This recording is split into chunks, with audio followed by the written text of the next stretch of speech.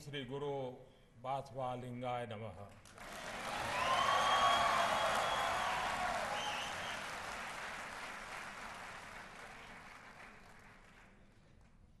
मंत्री परिषद के मेरे सहयोगी श्री अनंत कुमार जी, सदानंद गौड़ा जी, श्री रमेश जी, कर्नाटक के उच्च शिक्षा मंत्री बासवराज रायरेड्डी जी, पूर्व मुख्यमंत्री श्रीमान बीएस येडियुरप्पा जी,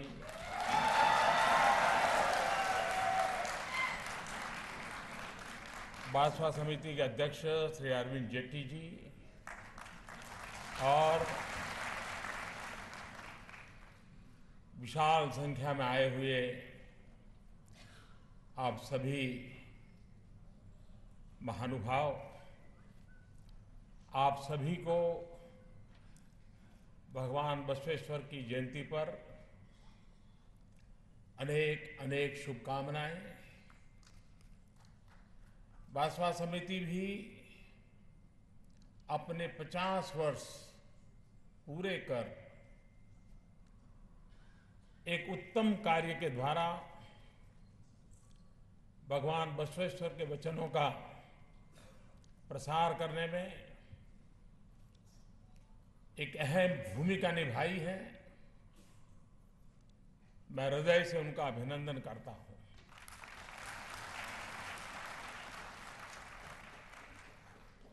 मैं हमारे पूर्व उपराष्ट्रपति श्रीमान जती साहब को भी इस समय आदरपूर्वक स्मरण करना चाहूंगा कि उन्होंने इस पवित्र कार्य को आरंभ किया, आगे बढ़ाया। मैं आज विशेष रूप से इसके मुख्य संपादक रहे और आज हमारे बीच नहीं हैं ऐसे कुलबुर्गी जी को भी नमन करता हूं कि जिन्होंने इस कार्य के लिए अपने आप को खपा दिया था। आज वो जहां होंगे उनको सबसे ज्यादा संतोष होता होगा कि जिस काम को उन्होंने किया था वो आज पूर्णता पर पहुंच चुका है। हम सब लोग राजनीति से दलदल में डूबे हुए लोग हैं।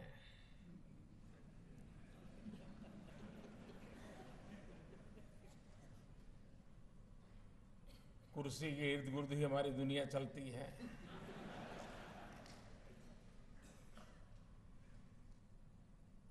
और अक्सर हमने देखा है कि जब कोई राजनेता, कोई राजपुरुष उनका स्वर्गवास होता है, विदाई लेता है, तो बड़ी गंभीर चेहरे के साथ उनके परिवारजन जनता जनार्दन के सामने कहते हैं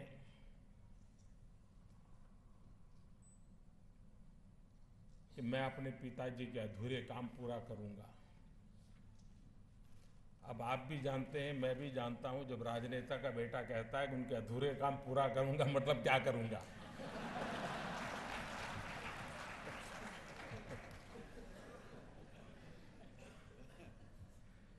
राजनीतिक दल के लोग भी जानते हैं कि इसने जब कह दिया कि मैं उनके अधूरे काम पूरा करूंगा तो इसका मतलब क्या होता है। लेकिन मैं अरविंद जी को बधाई देता हूं कि सच्चे अर्थ में ऐसे काम कैसे पूरे किए जाते हैं।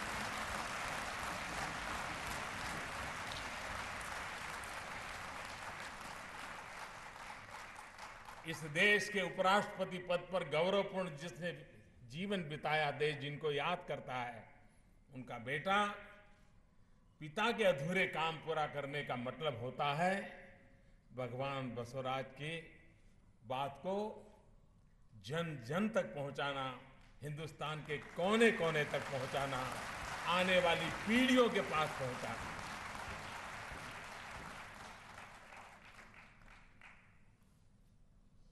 जति साहब स्वयं तो हमारे लिए बहुत आदर्श की बातें रख के गए हैं, लेकिन भाई अरविंद भी अपने इस उत्तम कार्य के द्वारा खास करके राजनीतिक परिवारों के लिए एक उत्तम आदर्श प्रस्तुत किया है।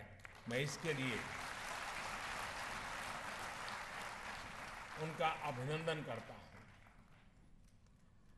समिति के 50 वर्ष पूरे होने पर इस काम में मैं दो पीढ़ी खप गई होगी। अनेक लोगों ने अपना समय दिया होगा, शक्ति लगाई होगी। 50 साल दरमियान जिन जिन लोगों ने जो जो योगदान दिया है, उन सब का भी मैं हृदय से आज अभिनंदन करना चाहता हूं, उनको बधाई देना। मेरे प्यारे भाइयों बहनों, भारत का इतिहास सिर्फ हार का इतिहास नहीं है, पराजय का इतिहास नहीं है, सिर्फ गुलामी का इतिहास नहीं है, सिर्फ जुल्म अत्याचार झेलने वालों का इतिहास नहीं है, सिर्फ गरीबी, भूखमरी और अशिक्षा और सांप और नेवले की लड़ाई का इतिहास भी नहीं है। समय के साथ अलग अलग कालखंडों में देश में कुछ चुनौतियां आती, कुछ यही पैर जमा कर बैठ भी गई,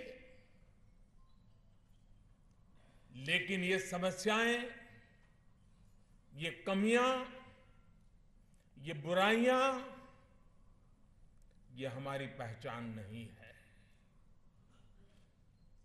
हमारी पहचान है इन समस्याओं को निपटने का हमारा तरीका, हमारा अप्रोच। भारत वो देश है जिसने पूरे विश्व को मानवता का, लोकतंत्र का, गुड गवर्नेंस का, अहिंसा का, सत्याग्रह का संदेश दिया है। अलग अलग समय पर हमारे देश में ऐसी महान आत्माएं अवतरित होती रही जिन्होंने संपूर्ण मानवता को अपने विचारों से, अपने जीवन से दिशा दिखाई है। जब दुनिया के बड़े बड़े देशों ने, पश्चिम के बड़े बड़े जानकारों ने लोकतंत्र को, सबको बराबरी के अधिकार को एक नए नजरिए के तौर पर देखना शुरू किया, उससे भी सदियों पहले, और कोई भी हिंदुस्तानी इस बात को गर्व के साथ कह सकता है, उससे भी सदियों पहले भारत ने इन मूल्यों का न सिर्फ आत्मसात किया, बल्कि अपनी शासन पद्धति में शामिल भी किया था। 11वीं शताब्दी में भगवान बसवेश्वर ने भी एक लोकतांत्रिक व्यवस्था का सृजन किया।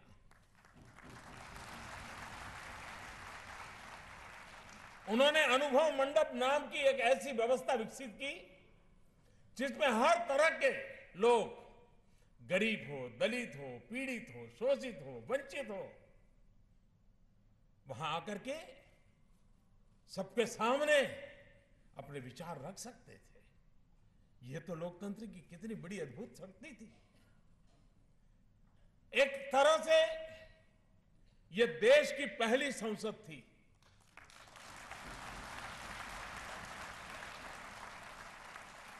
यहां हर कोई बराबर के थे, कोई ऊंच नहीं, भेदभाव नहीं, मेरा तेरा कुछ नहीं। भगवान बसवेश्वर का वचन, वो कहते थे, जब विचारों का आदान प्रदान ना हो, जब तर्क के साथ बहस ना हो, तब अनुभव गोष्ठी भी प्रासंगिक नहीं रह जाती, और जहां ऐसा होता है वहां ईश्वर का वास भी नहीं होता है। यानी उन्होंने विचारों के इस मंथन को ईश्वर की तरह शक्तिशाली और ईश्वर की तरह ही आवश्यक बताया था। इससे बड़े ज्ञान युग की कल्पना कोई कर सकता है? यानी सैकड़ों साल पहले विचार का सामर्थ्य, ज्ञान का सामर्थ्य ईश्वर की बराबरी का है, ये कल्पना आज शायद दुनिया के लिए अजूबा है। अनुभव मंडप में अपने विचारों के साथ महिलाओं को खुलकर के बोलने की स्वतंत्रता थी। आज कभी दुनिया हमें विमेन एम्पावरमेंट के लिए पाठ पढ़ाती है, भारत को नीचा दिखाने के लिए ऐसी ऐसी कल्पनाएं विश्व में प्रचारित की जाती है, लेकिन ये सैकड़ों साल पुराना इतिहास हमारे सामने मौजूद है कि भगवान बसवेश्वर ने विमेन एम्पावरमेंट, इक्वल पार्टनरशिप, कितनी उत्तम व्यवस्था साकार की थी। सिर्फ कहा नहीं, व्यवस्था साकार की थी। समाज के हर वर्ग से आई महिलाएं अपने विचार व्यक्त करती थी। कई महिलाएं ऐसी भी होती थी जिन्हें सामान्य समाज की बुराइयों के तहत तिरस्कृत समझा जाता था, जिनसे अपेक्षा नहीं की जाती थी कि उस समय के तथाकथित सभ्य समाज के बीच भी आए।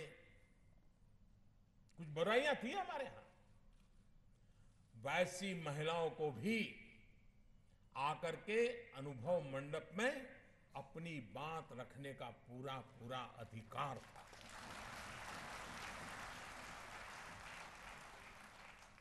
महिला सशक्तिकरण को लेकर उस दौर में ये कितना बड़ा प्रयास था, कितना बड़ा आंदोलन था, हम अंदाज लगा सकते हैं। और हमारे देश की विशेषता रही है, हजारों साल पुराना हमारी परंपरा है, तो बुराइयां आई हैं, नहीं आनी चाहिए थी, आई है, लेकिन उन बुराइयों के खिलाफ लड़ाई लड़ने का मांझा भी हमारे भीतर ही पैदा हुआ है।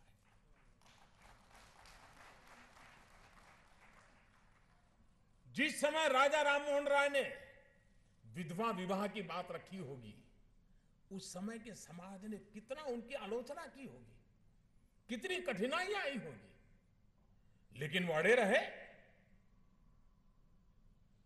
माताओं बहनों के साथ एक घोर अन्याय है, अपराध है समाज का, ये जाना चाहिए, करके दिखाया। और इसलिए मैं कभी कभी सोचता हूं, 3 तलाक को लेकर के आज इतनी बड़ी बहस चल रही है,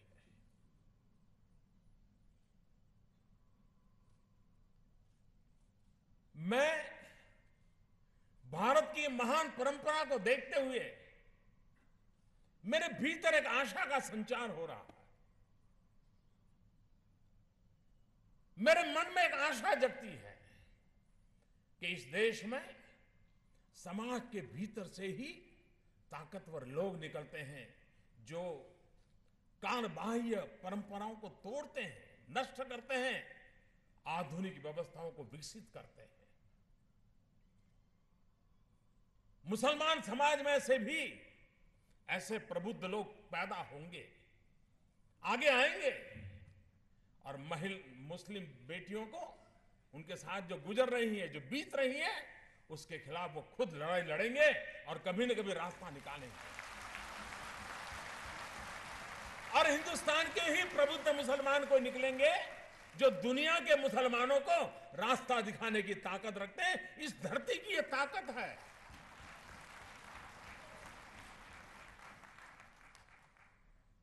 और तभी तो उस कालखंड में ऊंच नीच छूत अछूत चलता होगा, तब भी भगवान बसवेश्वर कहते थे, नहीं, उस अनुभव मंडप में आकर के उस महिला को भी अपनी बात कहने का हक है। सदियों पहले ये भारत की मिट्टी की ताकत है कि 3 तलाक के संकट से गुजर रही हमारी माताओं बहनों को भी बचाने के लिए उसी समाज से लोग आएंगे। और मैं मुसलमान समाज के लोगों से भी आग्रह करूंगा कि इस मसले को राजनीति के दायरे में मत जाने दीजिए। आप आगे आइए, समस्या का समाधान कीजिए, और वो समाधान का आनंद कुछ और होगा। आने वाली पीढ़ियों तक उससे ताकत मिलेगी। साथियों, भगवान बसवेश्वर के वचनों से, उनकी शिक्षाओं से बने 7 सिद्धांत इंद्रधनुष के 7 रंगों की तरह आज भी इस जगत को एक छोर से दूसरे छोर तक जोड़े हुए हैं। आस्था किसी के भी प्रति हो, किसी की भी हो, हर किसी का सम्मान हो, जाति प्रथा, छुआछूत जैसी बुराइयां ना हो, सबको बराबरी का अधिकार मिले, इसको वे पुरजोश समर्थन करते रहते थे। उन्होंने हर मानव में भगवान को देखा था। उन्होंने कहा था, देहवे देगल, अर्थात ये शरीर एक मंदिर है जिसमें आत्मा ही भगवान है। समाज में ऊंच नीच का भेदभाव खत्म हो, श्रम का सम्मान हो, तर्क और वैज्ञानिक आधार पर समाज की सोच विकसित की जाए और ये हर व्यक्ति का सशक्तिकरण हो। ये सिद्धांत किसी भी लोकतंत्र, किसी भी समाज के लिए एक मजबूत फाउंडेशन की तरह है, मजबूत नींव की तरह है। वो कहते थे, ये मत पूछो कि आदमी किस जात मत का है, इव यारव ये कहो कि ये नम्मव।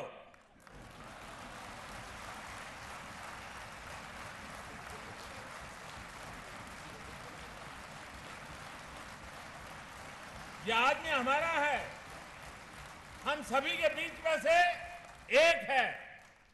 इसी नींव पर एक मजबूत राष्ट्र का निर्माण होता है। यही सिद्धांत एक राष्ट्र के लिए नीति निर्देशक का काम करते हैं।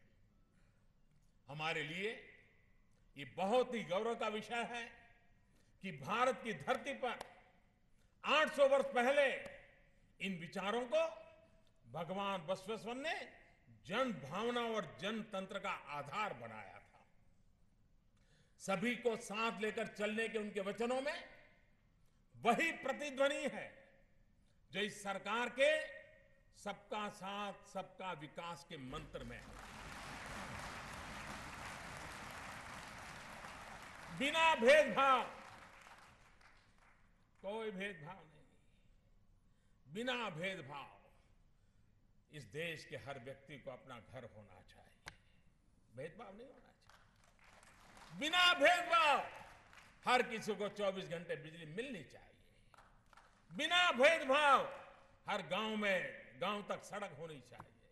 बिना भेदभाव हर किसान को सिंचाई के लिए पानी मिलना चाहिए, खाद मिलना चाहिए, फसल का बीमा मिलना चाहिए। यही तो है सबका साथ सबका विकास। सबको साथ लेकर, और ये देश में बहुत आवश्यक है, सबको साथ लेकर के, सबके प्रयास से, सबके प्रयत्न से सबका विकास किया जा सकता है।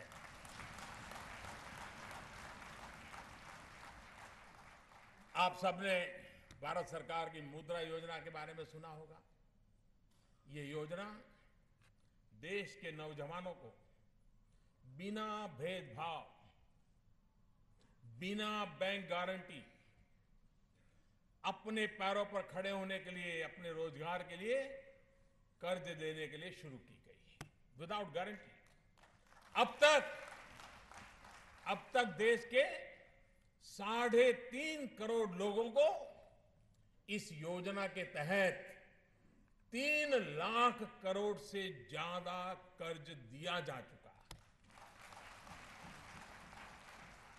आप ये जानकर के हैरान हो जाएंगे कि इस योजना के तहत कर्ज लेने वालों में, और 800 साल के बाद भगवान बसवेश्वर को खुशी होती होगी, ये कर्ज लेने वालों में 76% महिलाएं हैं।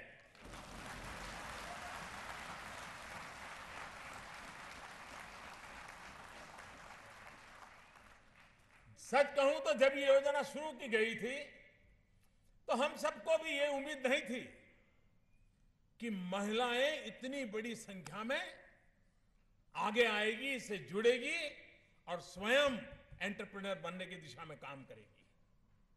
आज ये योजना महिला सशक्तिकरण में एक बहुत अहम भूमिका निभा रही है। गांवों में, गलियों में, छोटे छोटे कस्बों में मुद्रा योजना महिला उद्यमियों का एक प्रकार से बड़ा तांता लग रहा है। भाइयों और बहनों, भगवान बसवेश्वर के वचन सिर्फ जीवन का ही सत्य नहीं है, ये सुशासन, गवर्नेंस, राजकर्ताओं के लिए भी ये उतने ही उपयोगी हैं। वो कहते थे, ज्ञान के बल से अज्ञान का नाश है, ज्योति के बल से अंधकार का नाश है, सत्य के बल से असत्य का नाश है, पारस के बल से लोहत्व का नाश है। व्यवस्था से असत्य को ही दूर करना ही तो सुशासन होता है, वही तो गुड गवर्नेंस है। जब गरीब व्यक्ति को मिलने वाली सब्सिडी सही हाथों में जाती है, जब गरीब व्यक्ति का राशन उसी के पास पहुंचता है, जब नियुक्तियों में सिर्फ सिफारिशें बंद होती हैं, जब गरीब व्यक्ति को भ्रष्टाचार और काले धन से मुक्ति के प्रयास किए जाते हैं, तो व्यवस्था में सत्यता का ही मान बढ़ता है। और वही तो भगवान बसवेश्वर जी ने बताया। जो झूठा है, गलत है, उसे हटाना, पारदर्शिता लाना, ट्रांसपेरेंसी, वही तो गुड गवर्नेंस है। भगवान बसवेश्वर कहते थे, मनुष्य जीवन निस्वार्थ कर्म योग से ही प्रकाशित होता है। निस्वार्थ कर्म योग। शिक्षा मंत्री जी,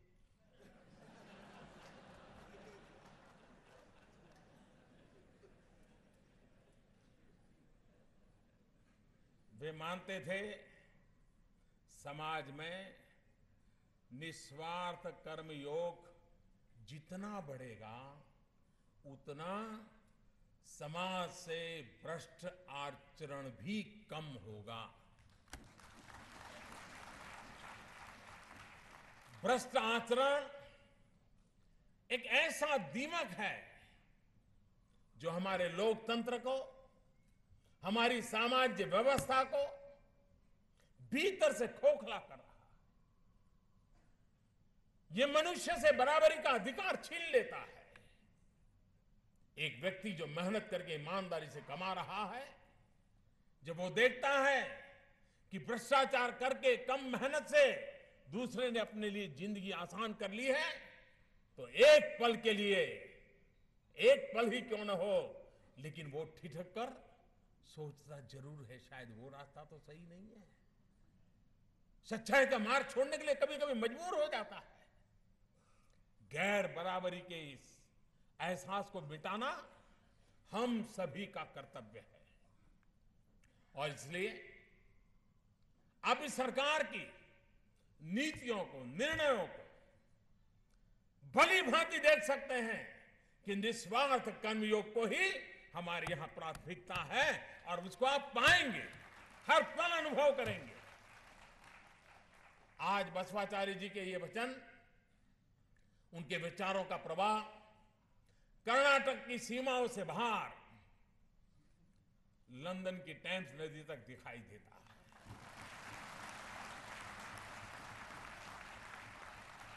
मेरा सौभाग्य है कि मुझे लंदन में बसवाचार्य जी की प्रतिमा का अनावरण करने का अवसर मिला।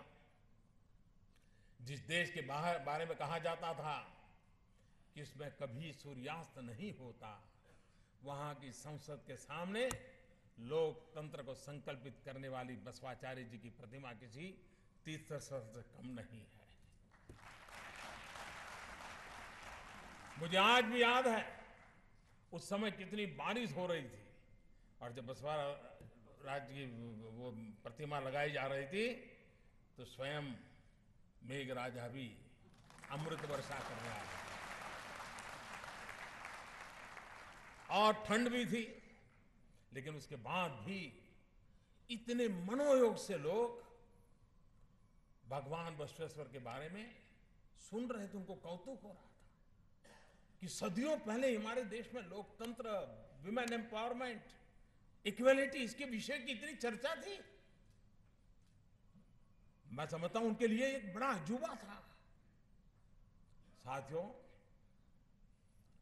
अब ये हमारी शिक्षा व्यवस्था की खामी मानिए या फिर अपने ही इतिहास को भुला देने की कमजोरी मानिए, लेकिन आज भी हमारे देश में लाखों करोड़ों युवाओं को इस बारे में पता नहीं होगा कि 800-900 साल पहले, 1000 साल पहले हमारे देश में सामाजिक मूल्यों की पुनर्प्रस्थापना के लिए जन जागृति का कैसा दौर चला था, कैसा आंदोलन चला था, हिंदुस्तान के हर कोने में कैसे चला था। समाज में व्याप्त बुराइयों को खत्म करने के लिए उस कालखंड में, मैं 800-1000 साल पहले की बात कर रहा हूं, गुलामी के वो दिन थे। हमारे ऋषियों ने, संत आत्माओं ने जन आंदोलन की नींव रखी थी। उन्होंने इस जन आंदोलन को भक्ति से जोड़ा था, भक्ति ईश्वर के प्रति और भक्ति समाज के प्रति। दक्षिण से शुरू होकर इस भक्ति आंदोलन का विस्तार महाराष्ट्र और गुजरात होते हुए उत्तर भारत तक हो गया। इस दौरान अलग अलग भाषाओं में अलग वर्गों के लोगों ने समाज में एक चेतना जगाने का प्रयास किया। इन्होंने समाज के लिए एक आईने की तरह काम किया। जो अच्छाइयां थी, जो बुराइयां थी, वो न सिर्फ उन्होंने शीशे की तरह लोगों के सामने रखी, बल्कि इन बुराइयों से भक्ति का रास्ता भी दिखाया। मुक्ति के मार्ग में भक्ति का मार्ग अपनाया। कितने इनाम हम सुनते हैं।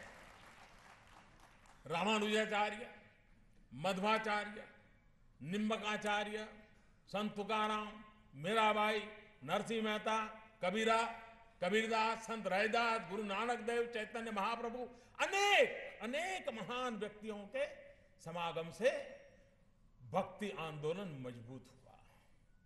इन्हीं के प्रभाव से देश एक लंबे कालखंड में अपनी चेतना को स्थिर रख पाया, अपनी आत्मा को बचा पाया।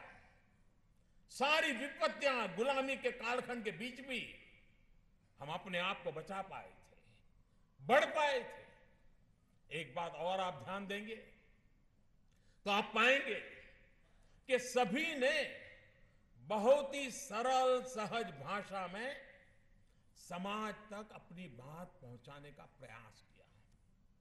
भक्ति आंदोलन के दौरान धर्म, दर्शन, साहित्य की एक ऐसी त्रिवेणी स्थापित हुई जो आज भी हम सभी को प्रेरणा देती है। उनके दोहे, उनके वचन, उनकी चौपाई, उनकी कविताएं, उनके गीत आज भी हमारे समाज के लिए उतने ही मूल्यवान है। उनका दर्शन, उनकी फिलॉसफी किसी भी समय की कसौटी पर पूरी तरह फिट बैठती है। 800 साल पहले बसवेश्वर जी ने जो कहा, आज भी सही लगता है कि नहीं लगता है। साथियों, आज भक्ति आंदोलन के उस भाव को, उस दर्शन को पूरे विश्व में प्रचारित किए जाने की आवश्यकता है। मुझे खुशी है कि 23 भाषाओं में भगवान बसवेश्वर के वचनों के अनुवाद का कार्य आज पूरा किया गया है। अनुवाद के कार्य में जुटे सभी लोगों का मैं अभिनंदन करता हूं। आपके प्रयास से भगवान बसवेश्वर के वचन अब घर घर पहुंचेंगे। आज इस अवसर पर मैं बसपा समिति से भी कुछ आग्रह करूंगा। करूं ना? लोकतंत्र में जनता को पूछ करके करना अच्छा रहता है।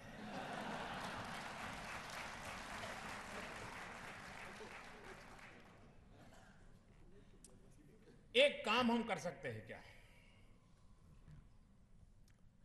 इन वचनों के आधार पर एक क्विज बैंक बनाई जाए। क्वेश्चंस और सारे वचन डिजिटली ऑनलाइन अवेलेबल हो।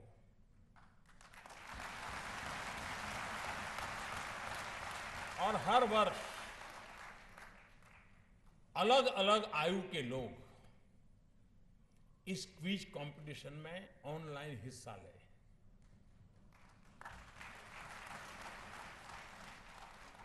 तहसील पर, डिस्ट्रिक्ट लेवल पे, स्टेट लेवल पे, इंटर स्टेट, इंटरनेशनल एक कंपटीशन साल भर चलता रहे। कोशिश करें 50 लाख 1 करोड़ लोग आए, क्विज कंपटीशन में भाग लें। उसके लिए उसको वचनामृत का एक स्टूडेंट की तरह अध्ययन करना पड़ेगा। क्विज कंपटीशन में उसको हिस्सा लेना पड़ेगा। और मैं मानता हूं अरविंद जी, इस काम को आप अवश्य कर सकते हैं।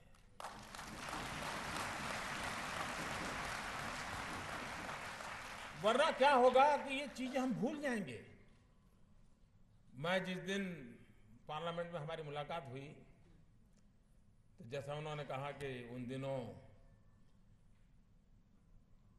नोटबंदी को लेकर के चर्चा थी, लोग जेब में हाथ लगा करके घूम रहे थे। जो पहले दूसरे के जेब में हाथ डालते थे उस दिन अपने जेब में हाथ डालते थे।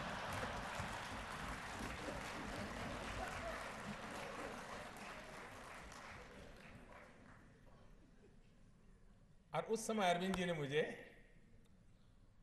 बसवाचार्य जी के कोटेशन मुझे सुनाया था। इतना परफेक्ट था। अगर वो मुझे 7 तारीख को मिल गया होता तो मैं मेरे 8 तारीख के राष्ट्र को जो बोला उसमें जरूर उसका उल्लेख करता।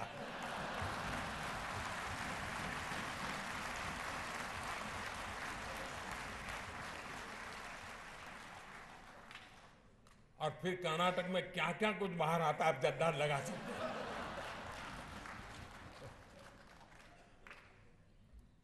और इसलिए मैं चाहूंगा कि इस काम को आगे बढ़ाया जाए, इसे यहाँ रोका ना जाए। और आज जो नई जनरेशन है तो उनका तो गूगल गुरु है तो उनके लिए रास्ता सही है उनको। और आप देखिए बहुत बड़ी मात्रा में लोग इसको। दूसरा ये भी कर सकते हैं कि इस वचनामृत और आज के विचार दोनों की साम्यता का भी क्विज कंपटीशन हो सकता है। तो लोगों को लगेगा कि विश्व के किसी भी बड़े महापुरुष के वाक्यों की बराबरी से भी ज्यादा शार्पनेस 800-900 साल पहले हमारी इस धरती के संतान में थी।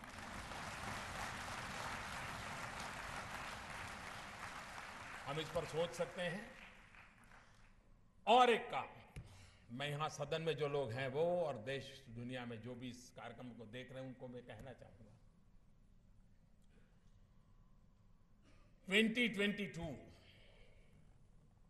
2022 हमारे देश की आजादी के 75 साल हो रहे हैं। 75 साल जैसे बीत गए, क्या वैसे ही उस वर्ष को भी बिता देना है? एक और साल एक और समारोह ऐसा ही करना है क्या? जी नहीं। आज से ही हम तय करें 2022 तक कहां पहुंचना है। व्यक्ति हो, संस्था हो, परिवार हो, अपना गांव हो, नगर हो, शहर हो, हर किसी का संकल्प होना चाहिए। देश की आजादी के लिए जिन्होंने अपनी जान की बाजी लगा दी, जिंदगी जेलों में खपा दी, जवानी देश के लिए अर्पित कर दी, उनके सपने अधूरे हैं, उसे पूरा करना हम सबका दायित्व है। अगर 125 करोड़ देशवासी 2022 को देश को यहां ले जाना है, मेरे अपने प्रयत्न से ले जाना है। वरना सलाह देने वाले तो बहुत मिलेंगे, हाँ सरकार को ये करना चाहिए, सरकार को ठीक ना करना चाहिए। जी नहीं, 125 करोड़ देशवासी क्या करेंगे, हर हिंदुस्तानी क्या करेगा, और करना तय करे और तय करके चल पड़े। कौन कहता है दुनिया में बसवाचार्य जी का सपने वाला जो देश है, दुनिया है, वो बनाने में हम कम रह सकते हैं, वो ताकत लेकर के हम चल सकते हैं। और इसलिए मैं आज से आग्रह कर रहा हूं कि आप इस समिति के द्वारा जिन्होंने इस विचारों को लेकर के काम बहुत उत्तम किया है, आज मुझे उन सभी सरस्वती के पुत्रों से भी मिलने का, दर्शन करने का सौभाग्य मिला, जिन्होंने इसको पूर्ण करने में उन्होंने रात दिन खपाई है। कन्नड़ भाषा सीखी होगी, उसमें से फिर किसी ने गुजराती किया होगा, किसी ने असमिया किया होगा, किसी ने उर्दू किया होगा। उन सबको मुझे आज मिलने का अवसर मिला। मैं उन सबका भी आज हृदय से बहुत बहुत अभिनंदन करता हूं कि इस काम को उन्होंने परिपूर्ण करने के लिए अपना समय दिया, शक्ति दी, अपना ज्ञान का अर्चन उस काम के लिए किया। मैं फिर एक बार इस पवित्र समारोह में आपके बीच आने का मुझे सद्भाग्य मिला। उन महान वचनों को सुनने का अवसर मिला और इस बहाने मुझे उसकी ओर जाने का मौका मिला। मैं भी धन्य हो गया, आपसे मिलने का सौभाग्य मिला। मैं फिर एक बार आप सबका धन्यवाद करता हूं, बहुत बहुत शुभकामनाएं देता हूं।